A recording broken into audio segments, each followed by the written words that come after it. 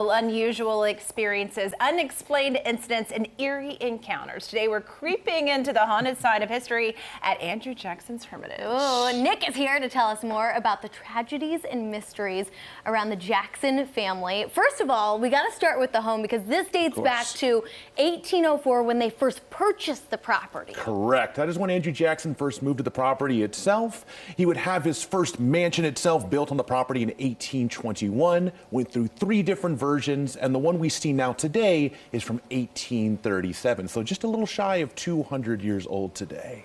And throughout those 200 years, from the very beginning, you guys have had some creepy encounters reported, correct? Tell us what's been seen. Well, some people say they've seen orbs out in the distance before. Some people have reported images or seeing ghostly apparitions, we'll call it, throughout the house. And of course, being over 200 years old, like you said, there's a lot of time for those stories to develop and be told to other people over the years. Okay, and by the way, you all can get in on those creepy stories because there's a ghost tour. So tell us all about the ghost tour. You're leading it with this little lantern you got here. So tell us what we can experience on these ghost tours. They look awesome from the photos. Yeah, so what our typical kind of ghost tours go with is that you'll join up with a small group of about 20 or so, and then we'll gather together and walk out of the grounds, and depending on the time of night, it's pretty dark outside. And a really cool thing is we're going to be telling all these interesting stories, not only of ghostly encounters, but also the tragedies, the mysteries surrounding Jackson and his family over the years. And then our really cool things, we get to go inside the mansion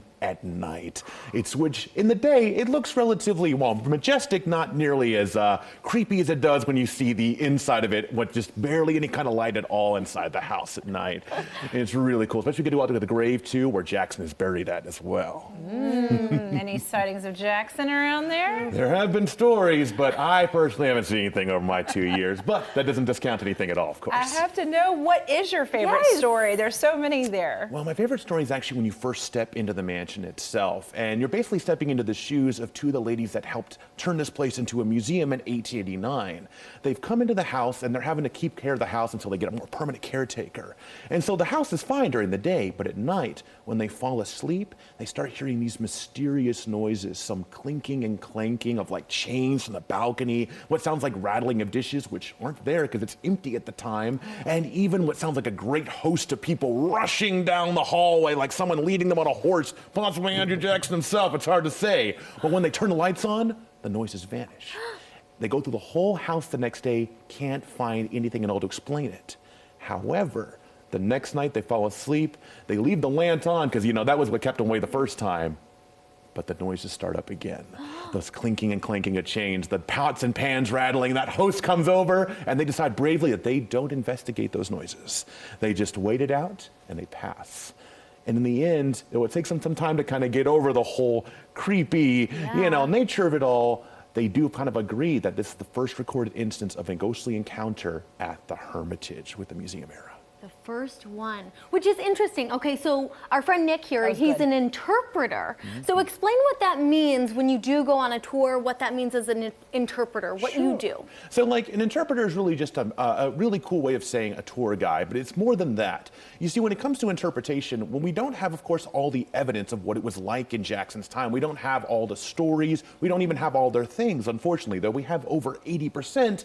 And so instead, we take the evidence that we do have and interpret the story that we can figure out until we can explain what it was like to live there in the house during Jackson and Rachel, which is his wife, and his family after him's time in the mansion. Well, you got me roped in. That story was simply fascinating. You said it was the first official recording that you all know of. How many have there been since? Yes. Well, it's hard to say because, of course, not all of them have been recorded over time. So there have been stories over the years, some from even more modern times today, too. But we don't have, unfortunately, a complete database because, like even back then, just evidence has been lost over the years. Okay, we've got about a minute left. Explain what you think it was really like to live at the Hermitage back then. So what it was being like more, of course, is just the idea that, the isolation. Because you have to kind of imagine back then, there's no easy way to get around anywhere. It takes about 3 hours to get from the Hermitage to Nashville at that time. So you're by yourself. And also, it's the fact that we don't have any of the modern conveniences conveniences that we have today. You don't have air conditioning, you keep your windows and doors open. You don't have any nice way to just turn the heater on. You got to keep your fireplaces and congregate around them in those areas.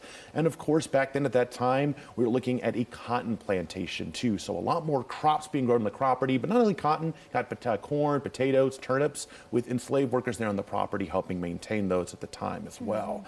So it would have been just, and so today we do have a kind of a great idea of what it looked like, but even now, when you get to look out on the property, you can at least get an idea of what that would have been in his shoes at the time, looking out on the property, and especially the mansion itself today.